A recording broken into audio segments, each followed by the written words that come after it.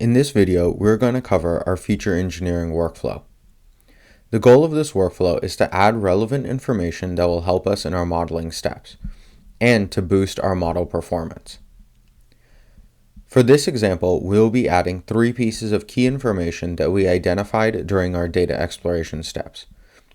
The first is our safety stock, the next is our phantom inventory, and the third is our 0 sales day events.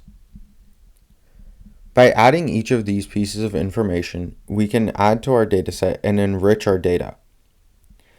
First, our safety stock. This is when our stock or on-hand availability drops below a particular level that we have identified as the safety level. We will use our no-code case 1 nodes to then create flags using this safety stock information for when our inventory drops below its required levels.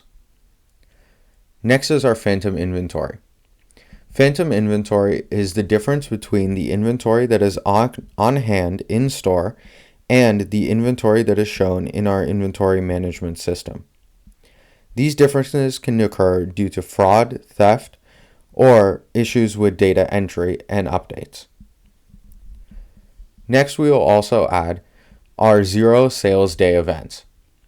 These are days when a product does not have a single sale or a particular store does not have a single sale of the product. Here we have split the information into 2 rows.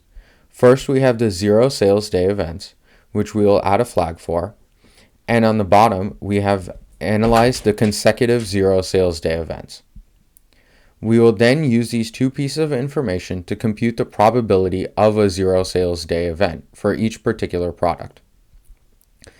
Then we will join it with our phantom inventory and other relevant information and then save it as a CSV so that we can move it forward into our modeling steps. Thank you for listening.